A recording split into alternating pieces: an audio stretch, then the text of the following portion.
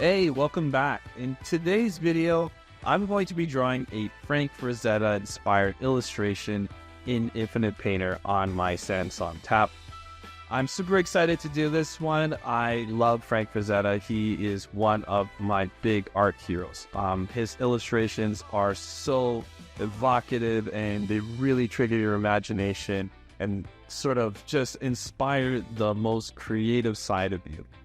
So I'm coming in here with no plan. It's really just exploring the app all over again and just trying to get a better feel for it. So I'm using sort of Frank Frazetta as sort of my inspiration for doing this. So we're going to be using a lot of warm tones in the illustration. Let's see if we can start off with a nice like yellowish orange. Just hit the fill button there. Great. And then all that a little bit greenish brown. So yeah, just to talk a little bit about that past experience. So I was trying to draw an illustration of Deadpool and Wolverine, and it just wasn't working out. Just couldn't figure out why. So in this illustration, again, trying to do something a little bit actiony, a little bit fun, but trying to sort of go back to basics with Infinite Painter here and just try to get a feel of the brushes and how they're working. I just felt maybe that I'd sort of missed something. One of the things that you can do with Infinite Painter is that you can play around with the brush settings, or you can add your own custom brushes. Which is great. Those are awesome things to have. However, Infinite Painter's brush engines works very differently from some of the other brush engines that you've seen in, let's say, like Photoshop or Clip Studio Paint or even Procreate for that matter. It uses probably its own custom brush sets, and that's because, you know, they're very much focused on painting and creating sort of those types of digital illustrations, which is great. It's really sort of focused on its niche. But that said, the type of illustrations that I create are like comic book or cartoony, which needs to use really expressive pencil lines, but also have very tight pencil lines at the same time. I know it's a little bit of a contradiction. So that was where I really struggled with, was just trying to knock out that pencil brush, but it wasn't working at the time. So here I'm just quickly laying out sort of like dark orangey, adding a little bit of green clouds in the background. So starting off there, just looking for a good brush to do the blending with. That's not really working out there. Let me see if I can find something else here.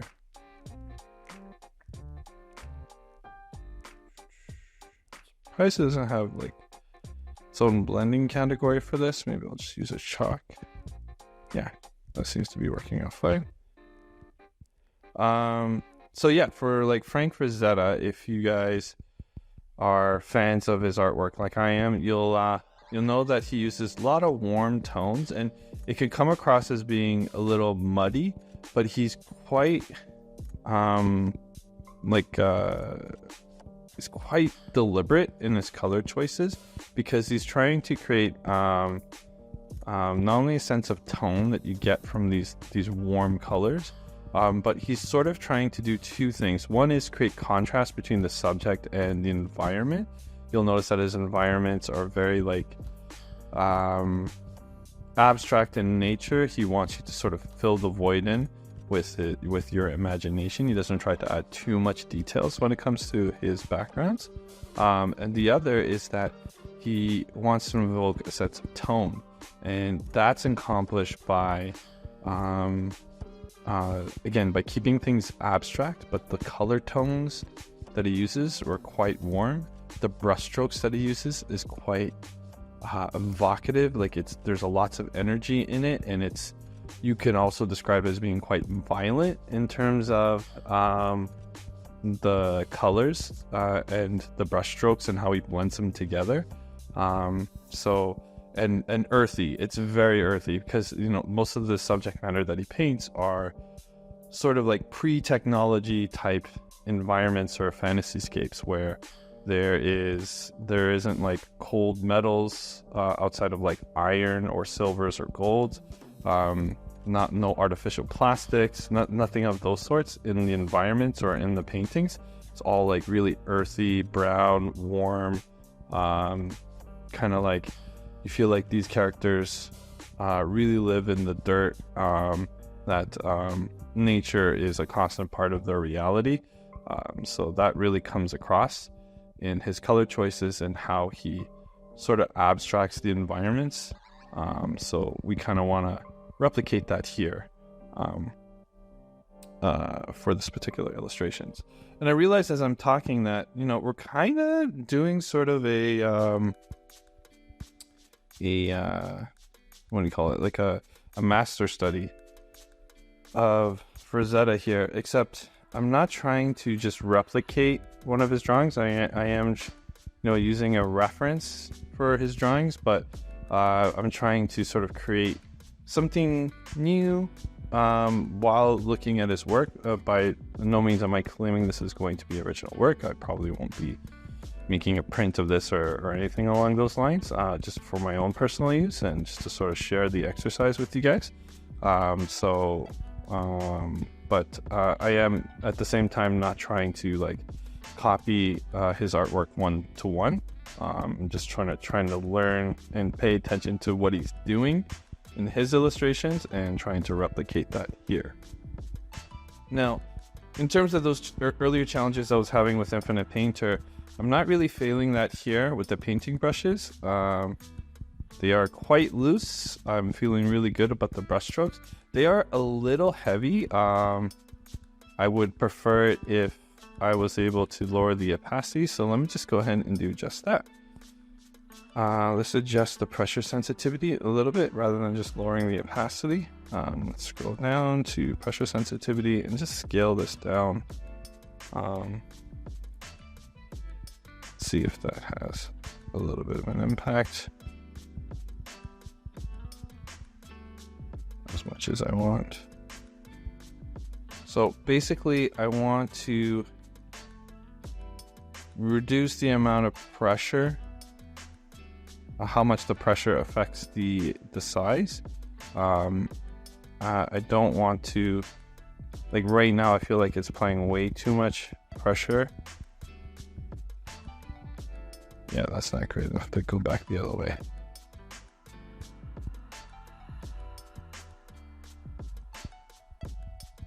That's better. Yeah, so that's just one of the challenges that I feel like I'm facing with Infinite Painter. It just feels like every time I launch the app, I have to go through that exercise all over again. And like the app settings are saving. Like I do know that when I open up the app, I see it. It's just for whatever the reason, the brush feel is completely different every time I open up the app. So that has been a little disappointing. And it's been a bit of a struggle with trying to draw consistently within the application. Okay, I don't want to spend too much time on this background. Again, it's supposed to be a little abstract. I know it looks pretty messy. We're going to come back to this later and clean it up a little bit. And I'm just going to go ahead and create a new layer. And we're just going to create our foreground or our midground element here for the illustration. So I'm just going to grab brush for the color. Let's go something with a little bit more green yellow to it, like this. And we're just going to add in some stony cliffs that we're going to have our character be riding on top of. Okay.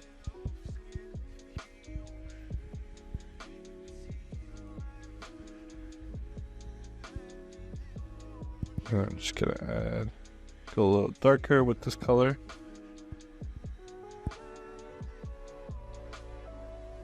And maybe a little saturated.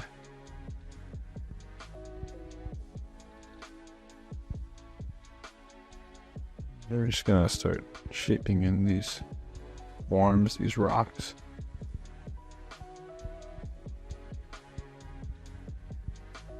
Try to be mindful, sort of like this light source. So I'm sort of thinking that the light source is going to come from the top right, pointed down. So just working with that right now in terms of light source. Let's see if we can blend these together.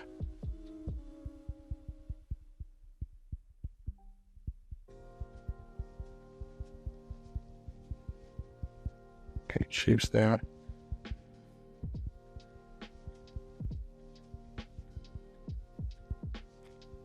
Okay.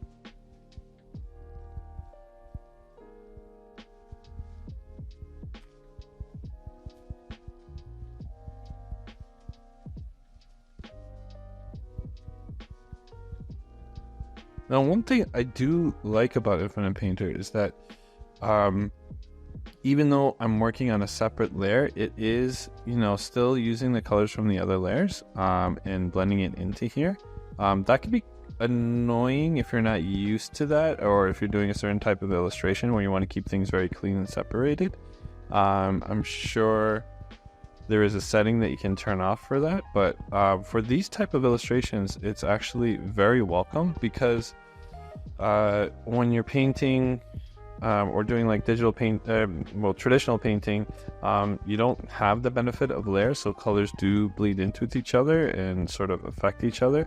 And it's actually a great thing, because nothing exists sort of in separate environment, in a separate vacuum. So it's great that those colors do kind of blend in with each other and come back to work with each other. So that is actually something I appreciate quite a bit about the platform. I'm sorry, just reworking some of the colors from the sky into here.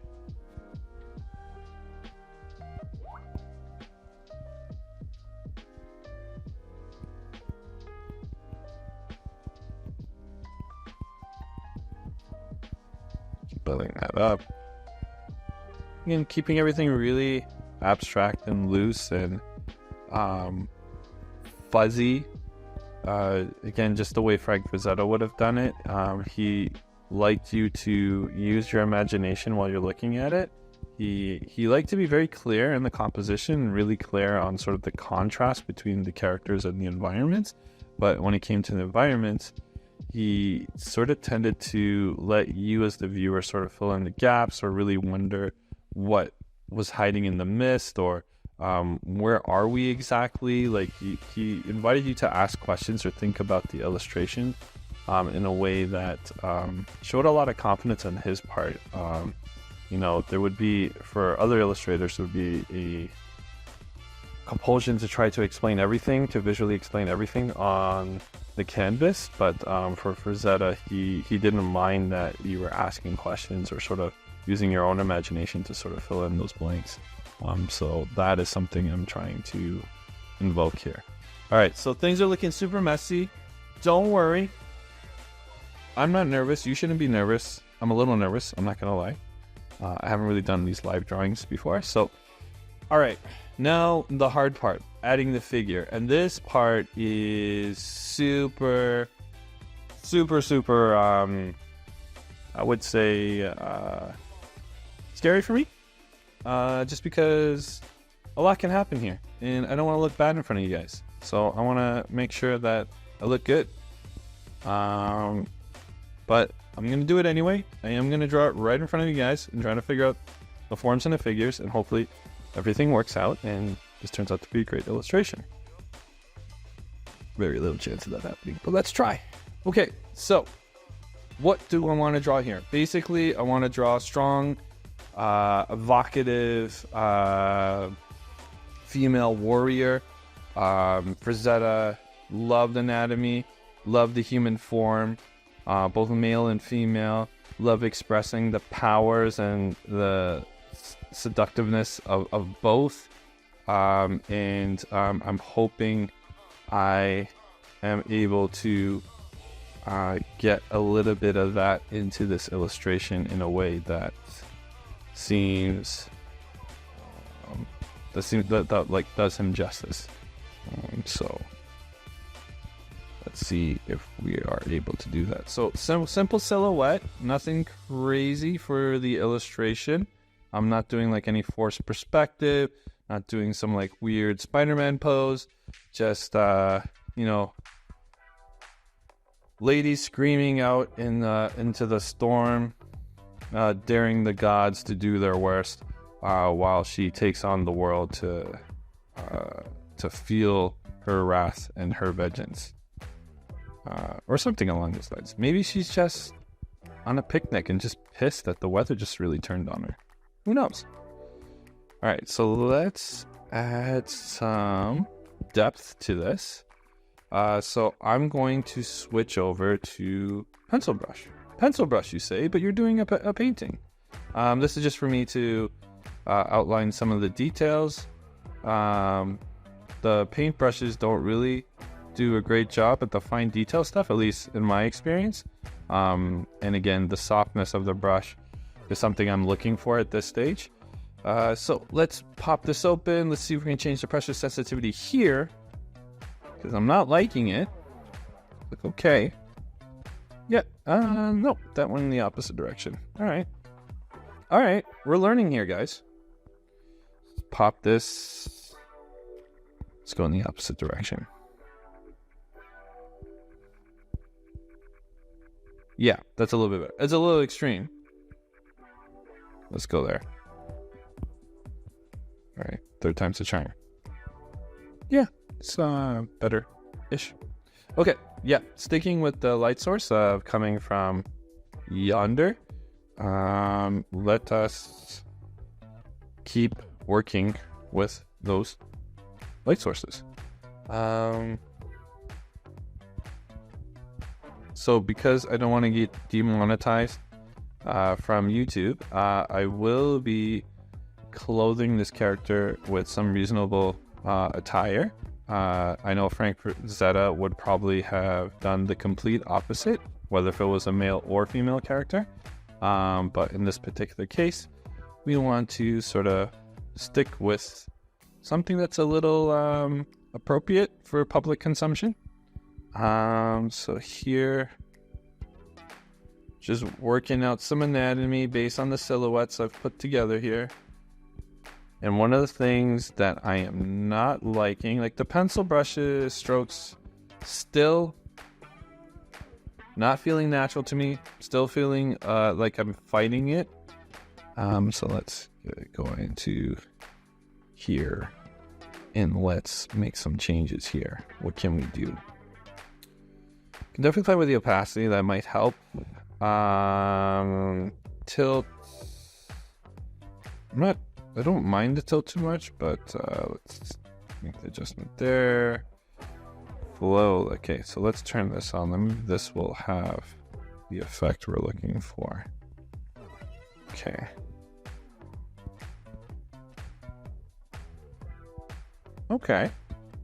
Okay, not what I was expecting, but definitely can use this for shading the character.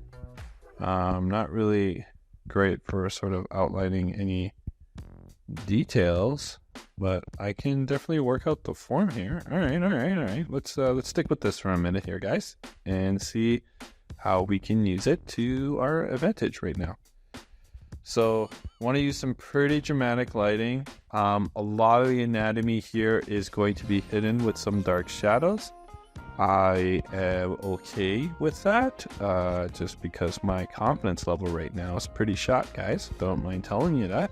My last illustration didn't really work out the way I wanted it to, so this really made me take a step back and think about some of the fundamentals I need to go back and work on. So this is a pretty good piece to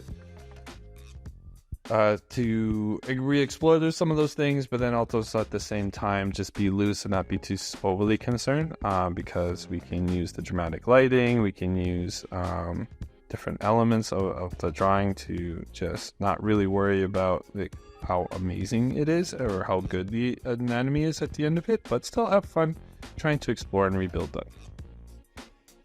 Okie dokie. I do not like this pose at all. And you know what, guys? Guess what I did? I created a separate layer for the figure. So now that I'm not feeling it, I can just go ahead and hide this layer if this icon getting out of the way. Yep. All right, cool. Let's start again. Awesome.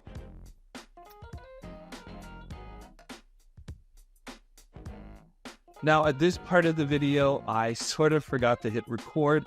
As I was drawing throughout this whole time-lapse recording, I was stopping and going as different things was distracting me while I was drawing.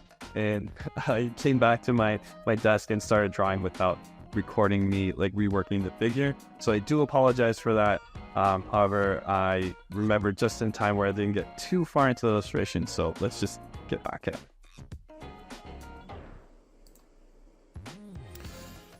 Alright, well, yeah, now that I have the recording back on, I apologize for that.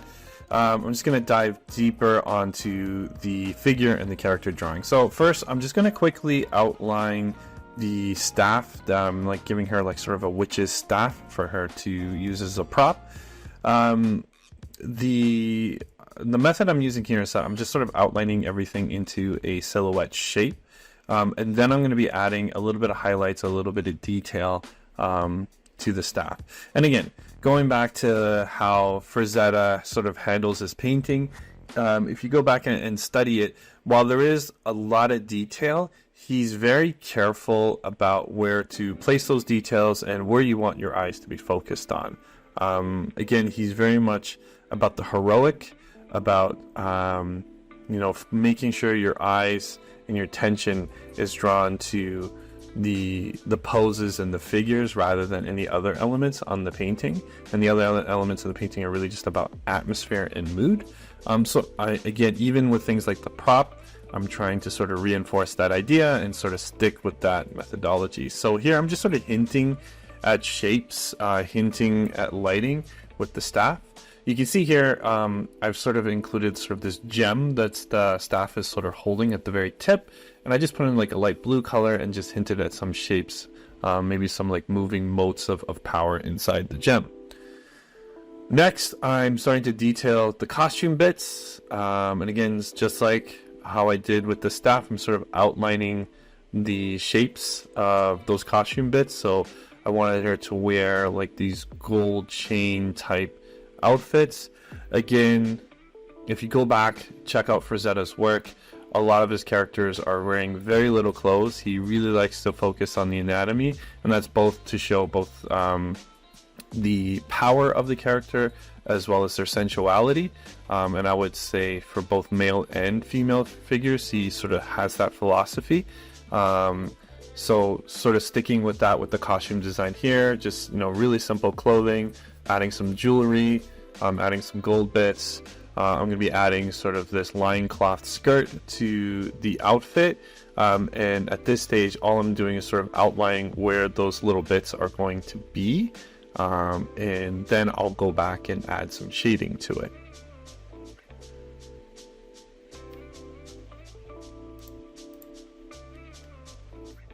So one thing to keep in mind is that I am doing this on a separate layer, and that allows me to sort of carve out these shapes, use the eraser tool to refine the shapes without worrying about messing up the figure painting.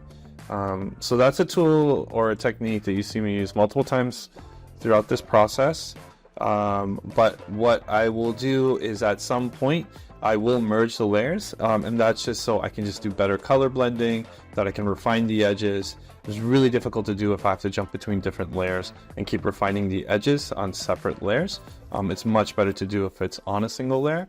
But the reason why I even do it on a separate layer is so I can experiment and craft different shapes or try different ideas without having to go back or redo certain things or overly commit in a single direction. I'm able to take a step backwards without too much of a time penalty. So for a perfect example of that is that I'm blocking out the shapes of this lion cloth skirt, and I was thinking about repeating that fabric and that color on the upper torso of the character, but I think I make a decision later on where I decide to change that a bit, and I was given the freedom of doing that. I had the ability to do that because I was able to do it on a separate layer. One thing that I just want to note again is that while you're working on separate layers, one of the nice things about Painter is that it still takes in consideration what the colors in other layers when you're using the blending or using certain paintbrushes, which is nice. I can see that being annoying if you're trying to go for more of a clean look, where you don't want the colors to blend so much on separate layers. I'm have to investigate if there are different like settings or things we can do to adjust that. As I said earlier in this video, one of the things that I wanted to take on as a challenge was not only sort of do a study on Frank Frazetta and sort of learn his style and his techniques, but was also to sort of improve my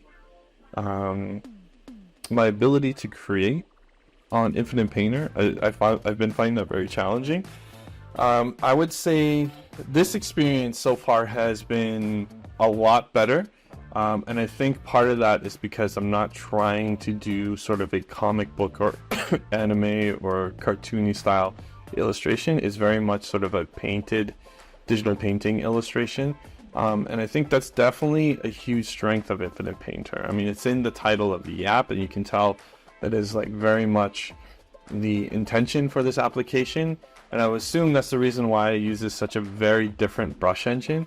And in the case of like using gouache or oil paints or oil paint style brushes in this application, that pressure sensitivity or that activation point that's baked into the app, it works in its favor here. However, if you're doing different types of styles of illustrations, it's more of a challenge rather than an asset. So here what you can see me doing is that I'm using a smaller, thinner brush with a darker color, and I'm trying to outline where are going to be my deepest shadows for the illustration. This is also another technique that's not only limited to Frank Frazetta, of course, other artists have used this, but you can see Frazetta uses to great effect is to apply some deep blacks, some deep shadows, and that just creates a sense of contrast, a sense of depth, a sense of focus in the illustration, and then above all that, just a sense of drama to the illustration. You know, above those like technical techniques to like draw your eyes, you know, sort of the larger thing that he's doing there with those deep blacks is just introducing a real sense of drama to the illustration, where you know, it grabs your attention and you take notice and you really see the defined forms of the character.